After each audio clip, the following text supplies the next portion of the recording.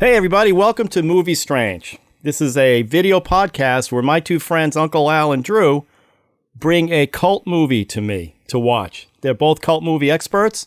They know a lot about movies. They especially know a lot about cult movies. And the way it works is each one brings a film to the table. They give me 4 words. Each one gives me 4 words that describes the film, and I pick the film based on those 4 words. Right? We good with this? That's right. Okay. That's how it works. So here's how, this is the 8 words from last week. Divorce, Berlin, Spy, Doppelganger, Brother, Sister, Zombies, Oz. I picked Divorce, Berlin, Spy, Doppelganger. And of course, this is another Uncle Al joint, which has been like 3 in a row. So what we're going to do at the end of this film, Drew has lost a few of these. We're going to bring 2 of Drew's films. He's going to give me 8 words. I'm going to pick one of those out of Drew's films, right? It's not really losing. We all win with this. So it's not losing. It's 3-time losing. So I get a round just for me. You got to get a participation award, and I win because I get to watch whatever it is. That's not my first participation award either, so it's pretty exciting. Okay, good. So it's going to be perfect. So Al, why don't you describe? First of all, give us the title of the film that I picked. Oh, Possession. Now pronounce the director's name. I'm just going to say Andrei Zulawski. That is not how you say that. Why don't you give me a slight synopsis of the film? Because I don't know what the hell went on in this film. So could you maybe describe it? I think it's a fairly simple film. I'm going to say that it's the disintegration of a marriage that takes place in Cold War West Berlin. And as the movie progresses, we get into more surrealistic elements that may or may not be taking place, depending on how you want to interpret the film. Right. I heard the director was going through a divorce when he wrote this film. So yes. It certainly seems that way. I've been through 3 of those and have never written a film about them. And I think this movie encapsulates exactly what I was feeling. So we will see. How about I show a trailer?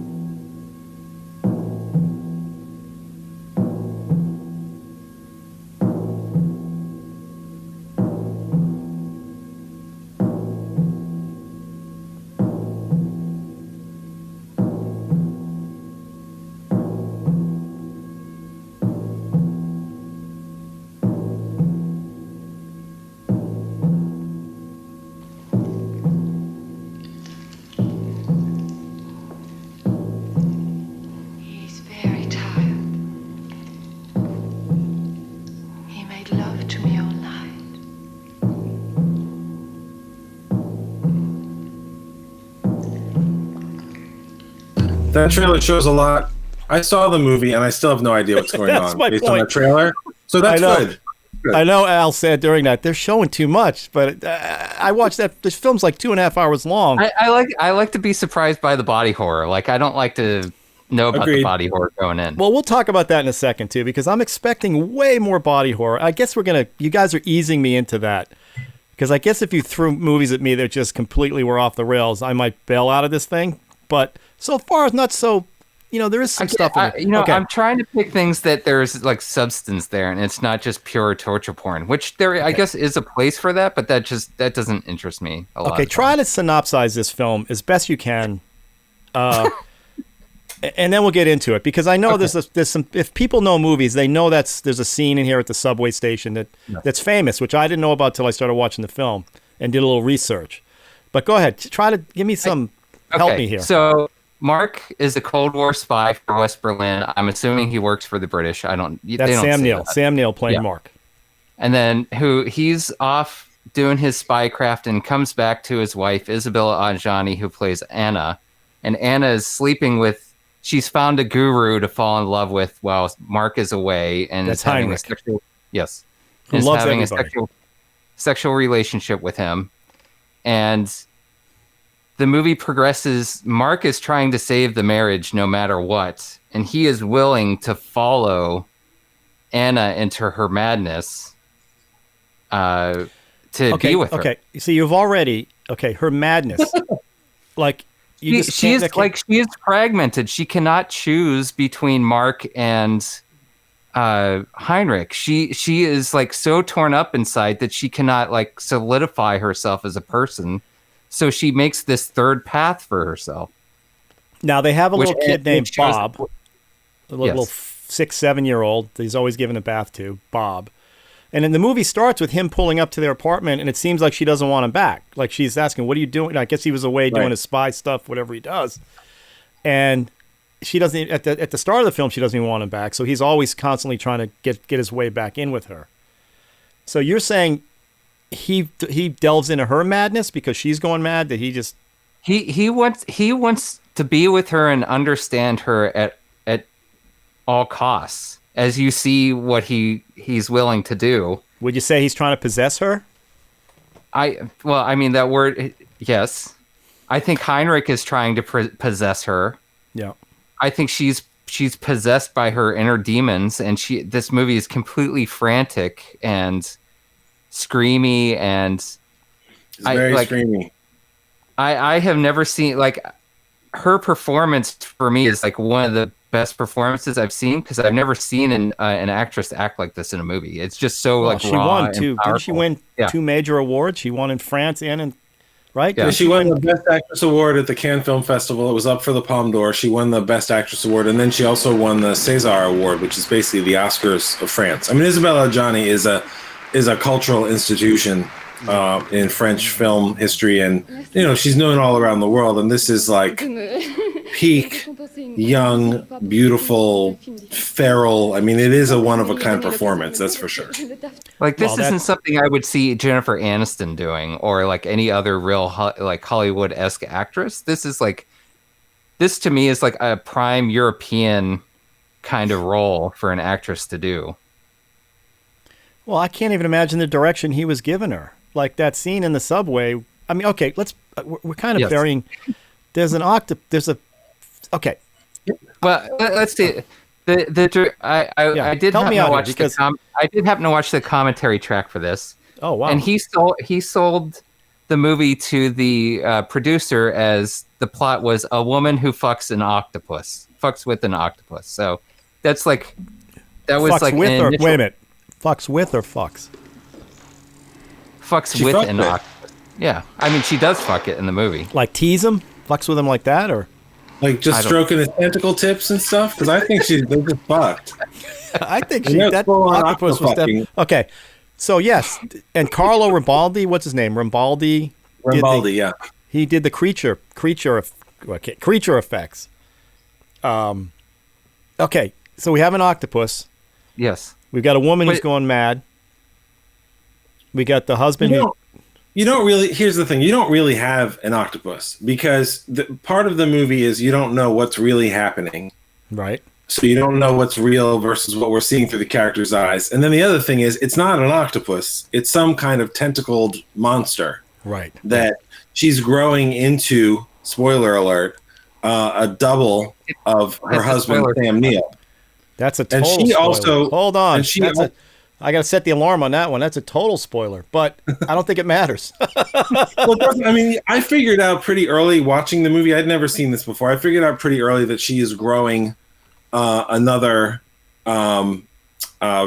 better, presumably, version of her husband, Sam Neill, because we meet their son Bob has a teacher who is also played by Isabelle Adjani, and she behaves differently, but her eyes are green, her hair is different, but she is the same actress playing the same role. I think her name is Helen in the movie. Yeah.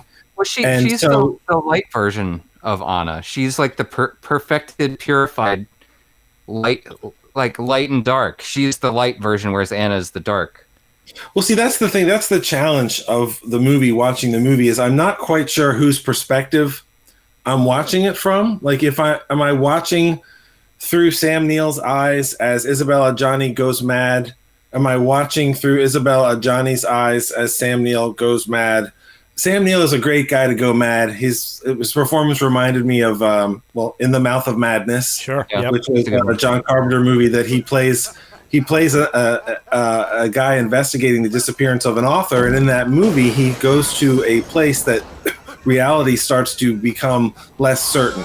And that's definitely the vibe of this movie, except that was 100% supernatural, dark magic, Cthulhu type of evil.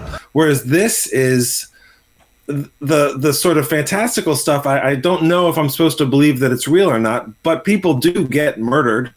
People do die badly. At first, I thought she was killing people to feed it to the tentacled monster, but she just sort of seemed to be killing people near it.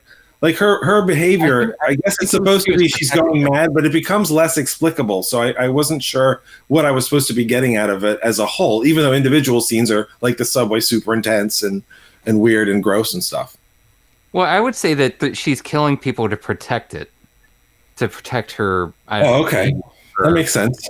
Like you saw it, so I can't let you leave kind of thing. I think that's why she killed Margie, because she had brought it to, like, you don't see it, but she brought it to their house. And I think Margie saw the being, and so she killed Margie. When did she bring it to the house? You don't actually see her do that, but when Sam Neill's walking back to the apartment and you see Margie covered in blood, yeah, he takes her body up to the apartment and they have a discussion. He's like, okay, go take it out of the house.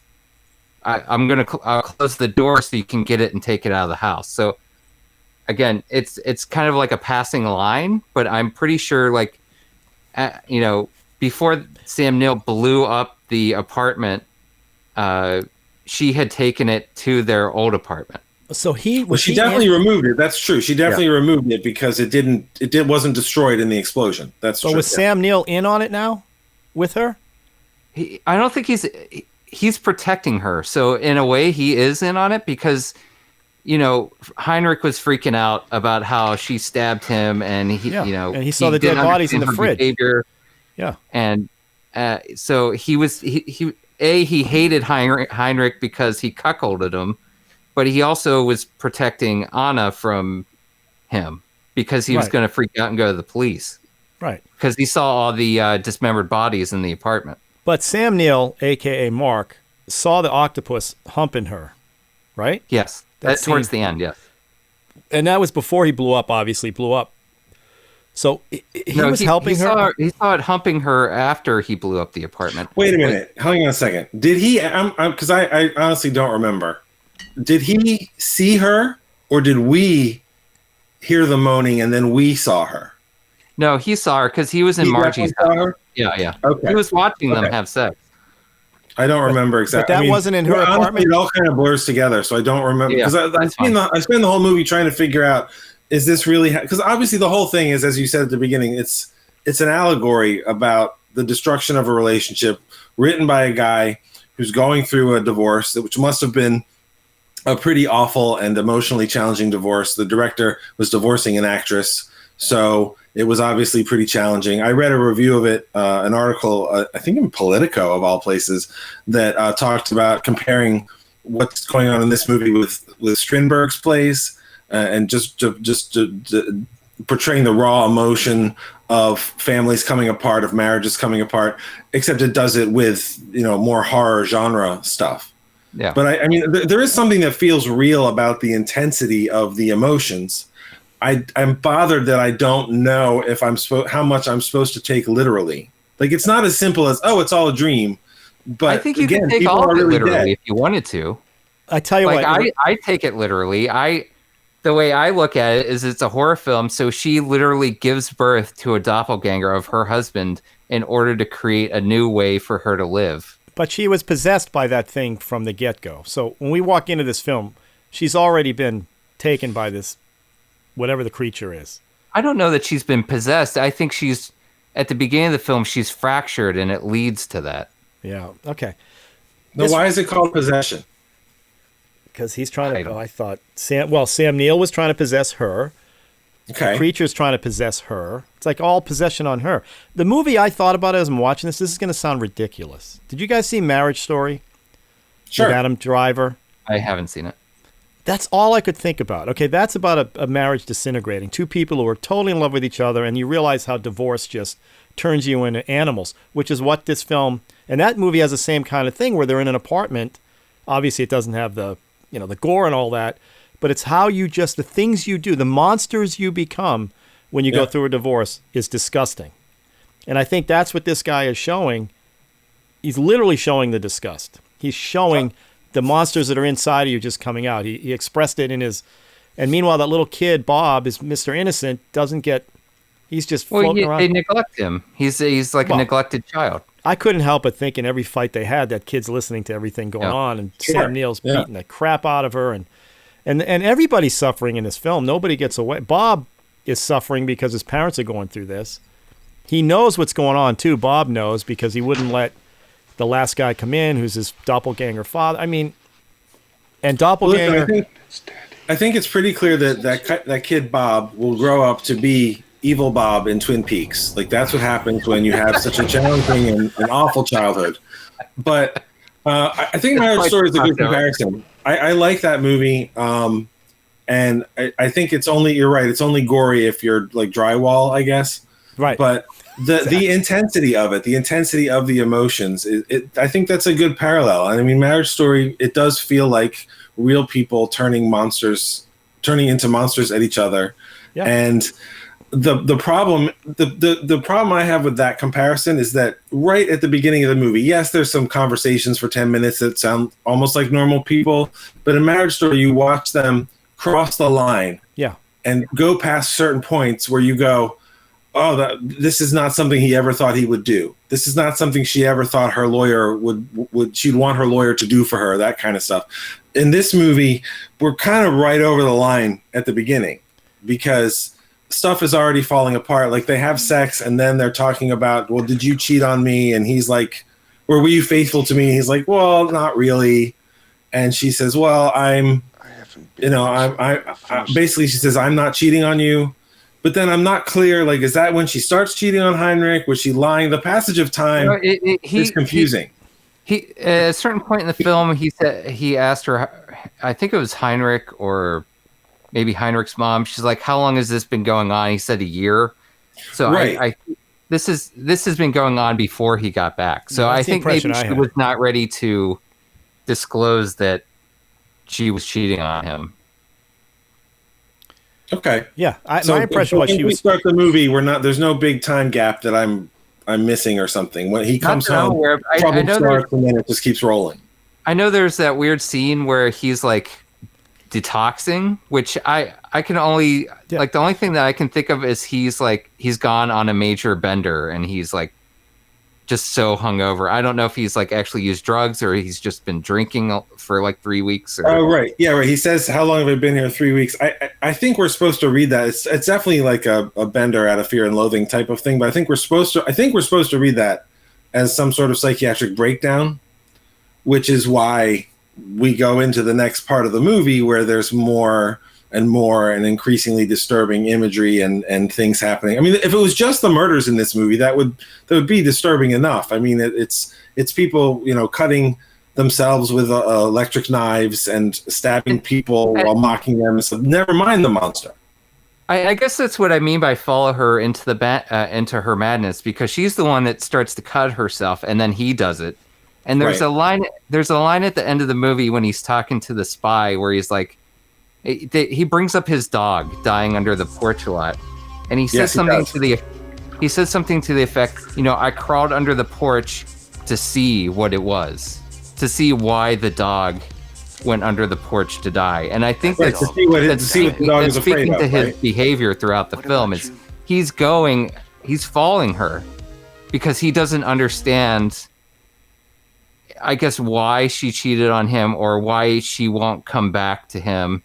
Mm-hmm. So he's doing anything he can to understand. All right. Okay. Explain to me this scene they kept showing, which is him looking out the window across the border. So East Germany's looking in on him. And he has his watch hanging on the Like he's always doing this thing where he's got his watch. The Okay, clock right? ticking? I don't know. Just there, time. Yeah. I love the phones. You know, he had great phones in that apartment of his. Well, the other thing I love about this movie is it was shot in West Berlin, so those guards are probably real East German guards saying, "Hey, these guys are making a movie in this apartment. We gotta like get our binoculars out and check it out, see what's going on." I did think that when I saw them sort of like laughing and smiling into the camera across the wall. I can't remember what they call the DMZ space in the wall. Yeah. So I mean, it does feel very real in that sense. If this movie was a spy movie set in the divided city of Berlin, it felt authentic to that as well. I think there's probably, because I know that the director, he's Polish and he's had a very conflicted relationship with his homeland and with the acceptance of his movies by the government, and he basically, I guess, he ended up living in exile in France and in other countries for much of his career. So I feel like there's probably a big allegory of not just of marriage and his own experience with it, but of how people treat each other and how his career was treated and how his work was treated, because there's definitely things in the movie that people come in and they don't understand what's happening and they look horrified that what Isabella Adjani has done, except she's building something that she thinks is beautiful. And she knows it's going to, in theory, it's the better version of the man who's failed her in many ways. So it's one of those. See, that was my problem with the movie. There's like probably 4 or 5 different levels of allegory going on, and I wasn't interested enough in it to immediately run and try to figure them out. Like that it was. I had heard so much about this movie, and it's funny because Ralph knew nothing about this movie. This is a movie I heard of for years, and it's been on my list of I need to watch that. It was a video nasty and all these other things. But I don't know. It felt like it never really came together for me, and I don't know if that's because I wasn't picking up on stuff or because I just didn't get on its wavelength, I guess. I think it's a mixture of a lot of things. I think and listening to the commentary track, he was talking about issues he would run into during the shoot because the shoot was so short and he had to move things around and cut things out. So I don't think it's like 100% his vision. Okay. But what we got is what we got.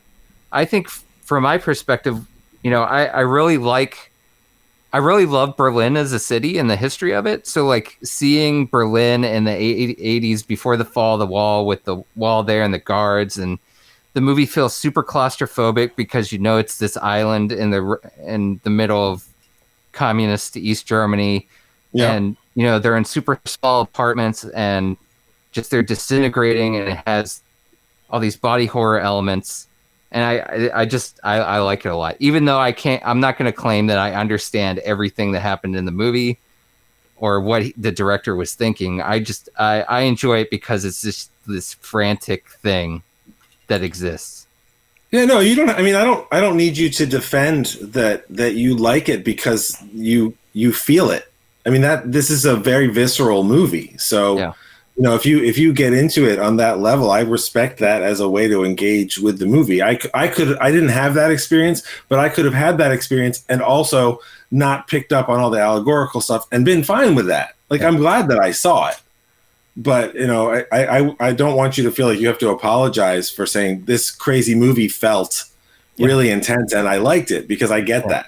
You'll have plenty of films to apologize for. This, I don't think, is one of them. Thanks. I think. Well, another thing too is I love it ends on the apocalypse. Like, so it's that's what I was going to ask. It's Cold War Berlin.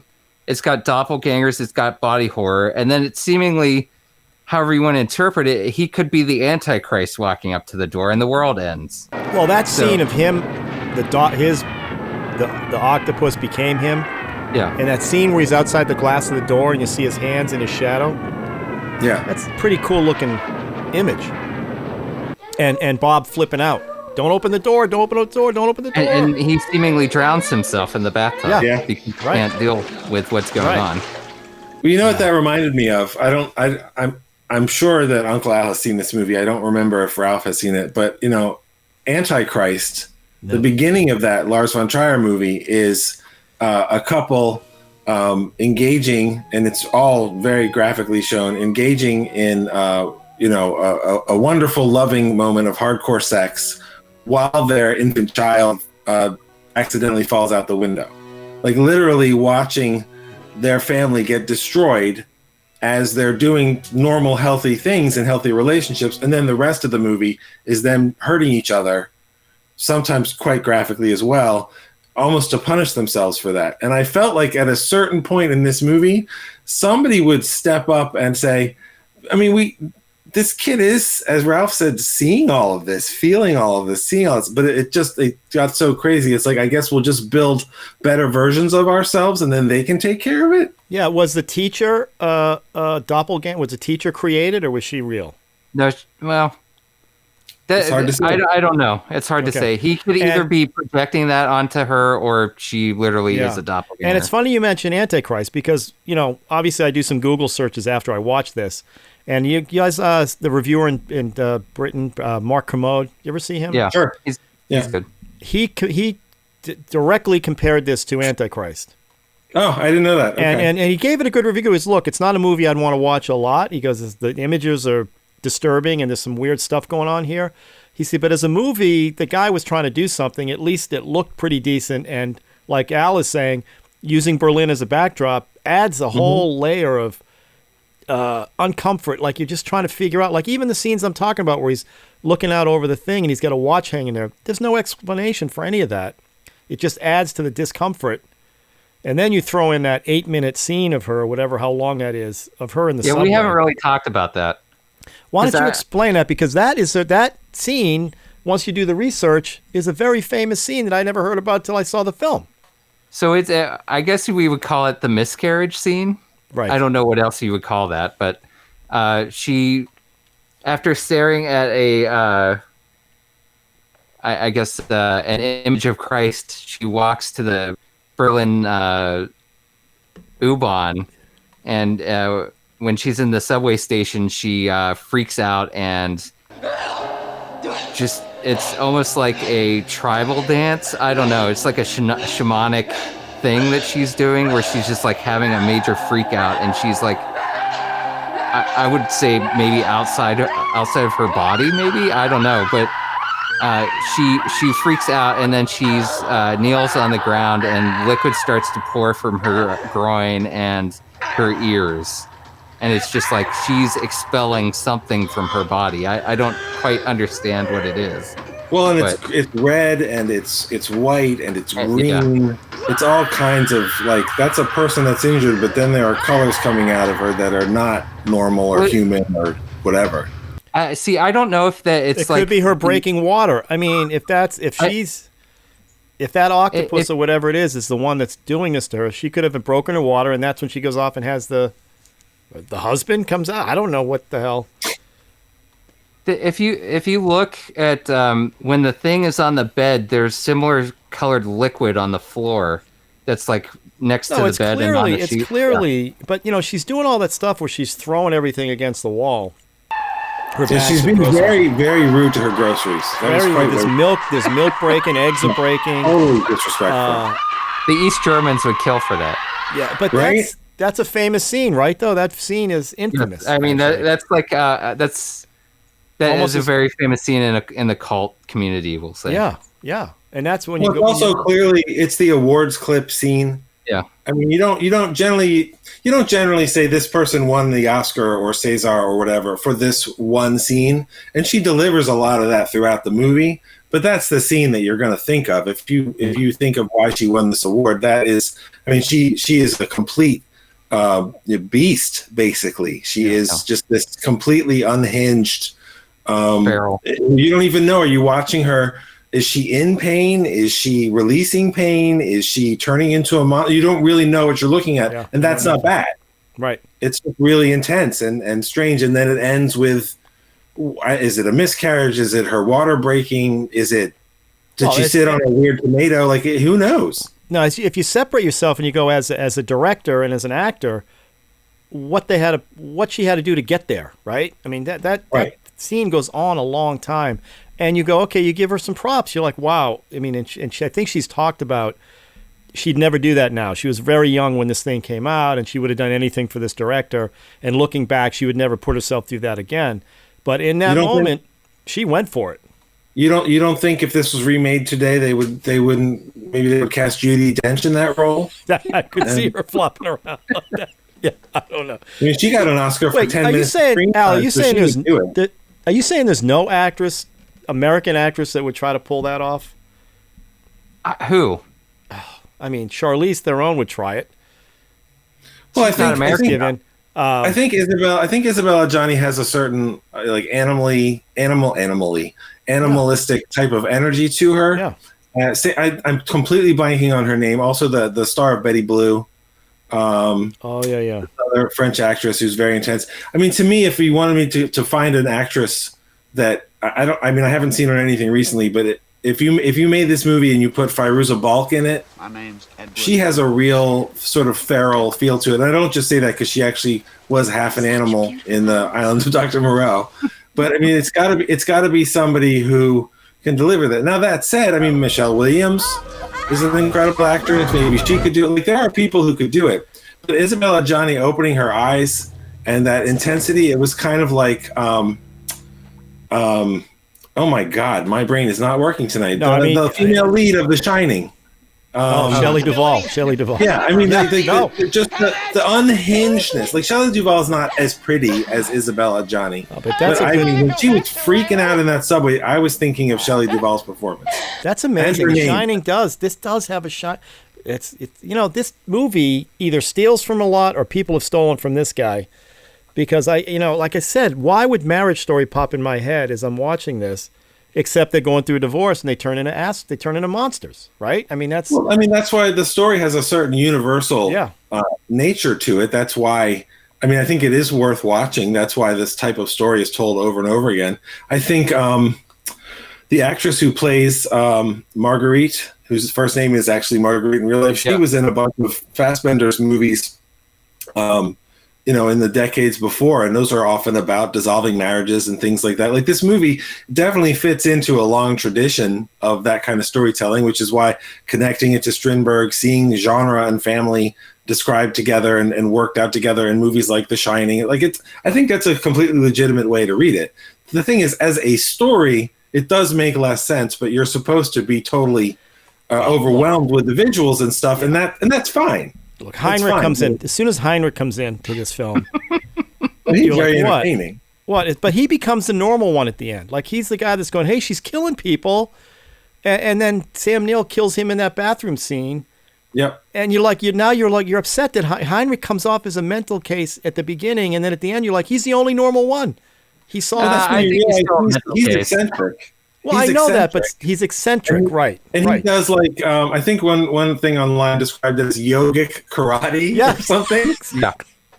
But he sees horrible things, and like the two detectives that die as well, and they respond to it the way that you and I would respond to it, which is, this is horrible. What is going on? He gets to live a little bit longer, but he is panicked. He is very unhappy about what he's seen, and he's still a weird guy. His reaction almost kind of reminds me of like him seeing an elder god or something. Like, he's gone fully insane from the experience of seeing that. Well, I think that's fair. You want to explain a little bit what an elder god is, especially because we talked about madness earlier. That would be like Cthulhu from H.P. Lovecraft's body of work. But basically, they're old gods that just humans can't comprehend, and when they try to, it makes them go insane. Oh, yeah! Well, literally, the way it's described in Lovecraft's writing is that the character looked at it, he didn't know what he was saying or have the language to describe it, but it was the ultimate evil. And yeah, Heinrich definitely becomes, in a different way, unhinged, because he knows he's seen something inexplicable and that he decides is evil. Meanwhile, that thing that he saw isn't what drowned him in the toilet. No. So, I don't know that what he saw was evil the same way, in his perception, the same way that the two men that she killed who saw it first. So. Well, he got possessed by that. Something happened when he was in the apartment, and he went blind for a little bit before she stopped. Oh, right, yeah. So, right. And Sam Neill, too. Mark came in and something possessed him for a little bit before he blew up or when he met the octopus, whatever it is, the octopod, whatever. For the first time. It's really more of a quadrupod, I guess. Yeah. Well, he was all wrapped around her in that scene. I thought it would be, and again, honestly, Al, I'm surprised there's not a lot of gore in these things so far. I mean, pleasantly, don't get me wrong. Why are you wanting gore so hard right now? I'm expecting gore when I see these. Like when she You starts. get some.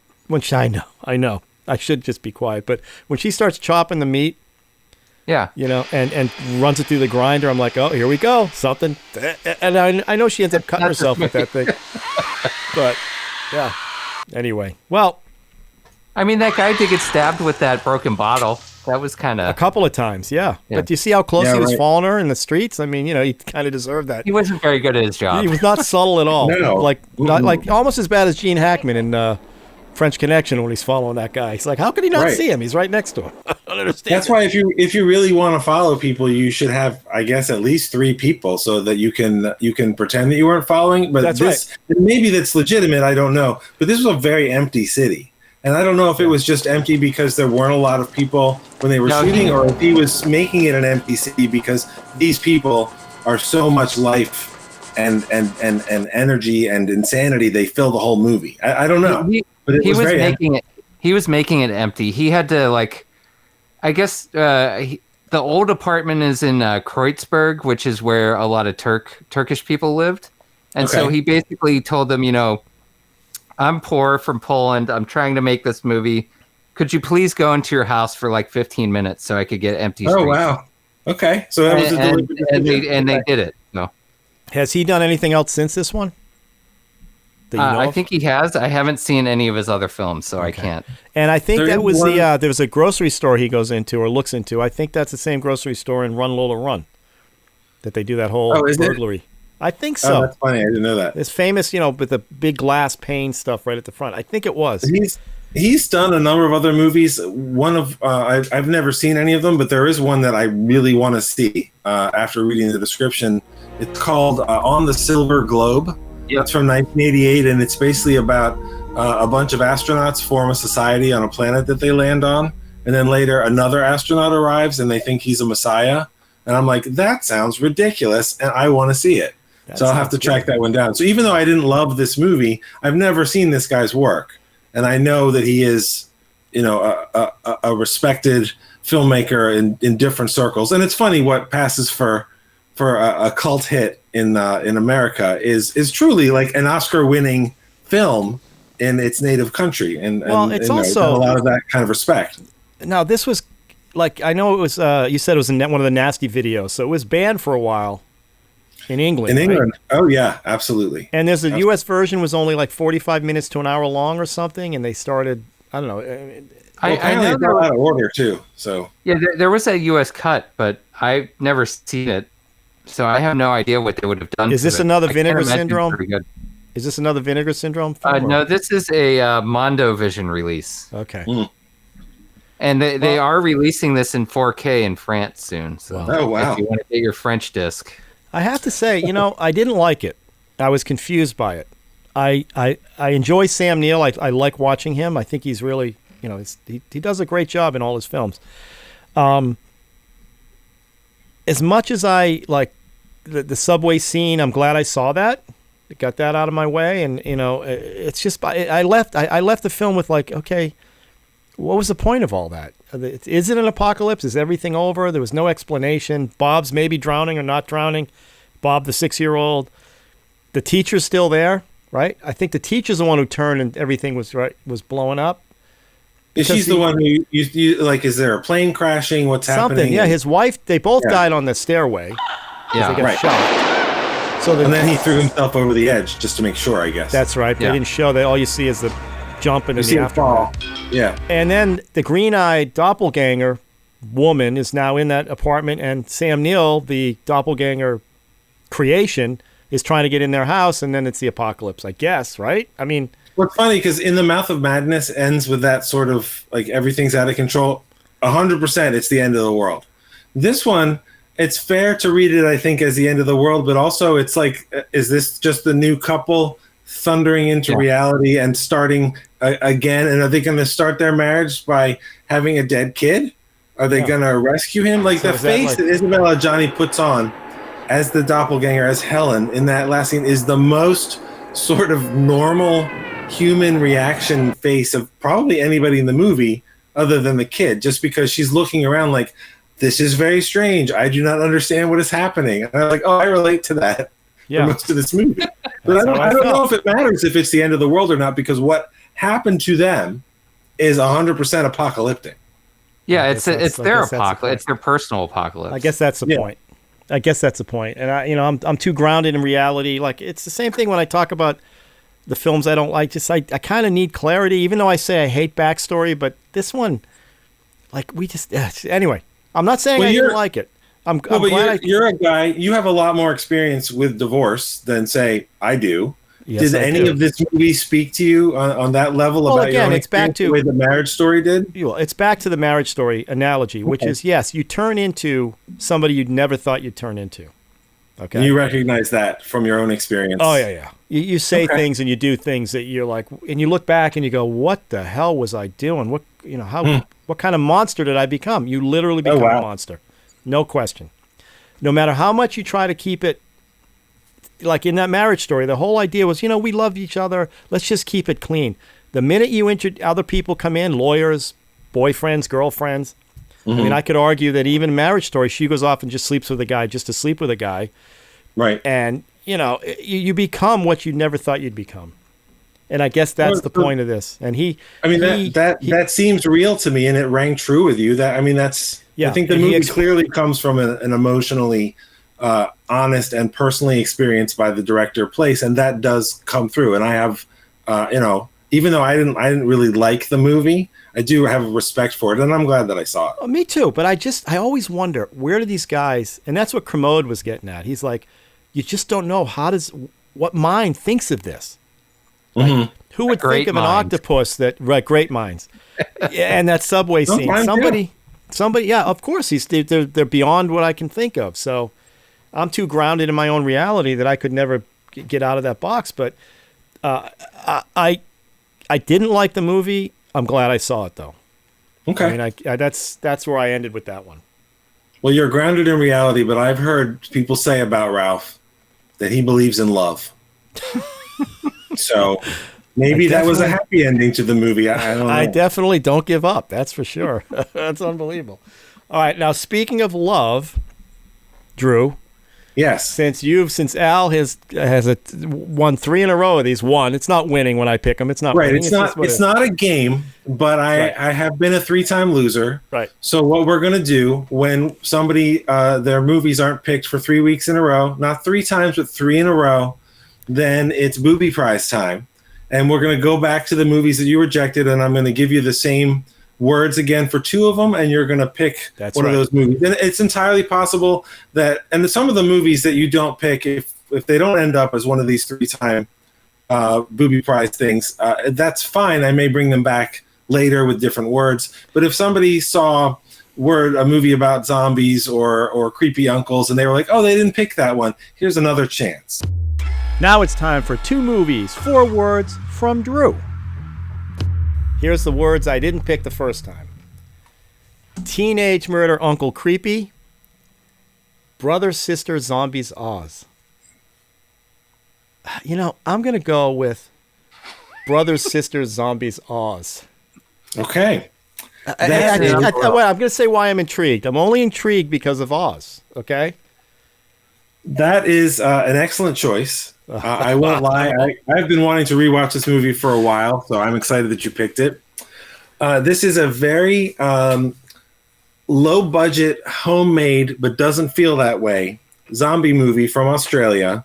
It's called Wormwood, Road of the Dead. Oh. And it's kind of like a Dawn of the Dead movie mixed with Mad Max, so it's right up my alley.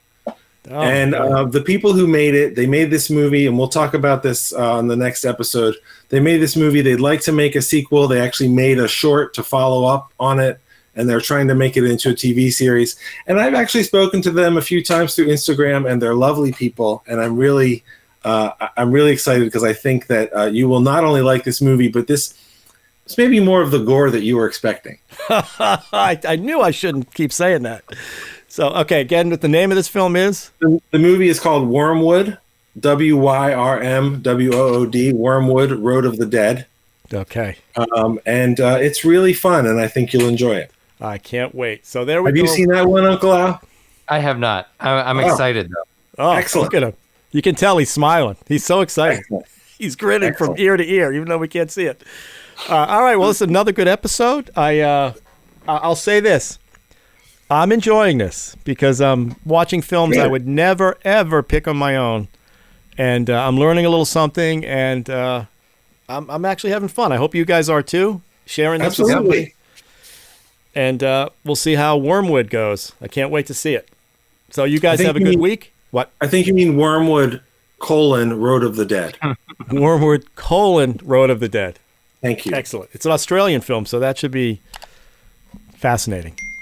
That's right. Right? Okay, good. They got their own perspective. All right, well, let me pull this thing off and say we'll see you guys next week, and I can't wait to watch this one. See you guys. All right, Yeah. bye.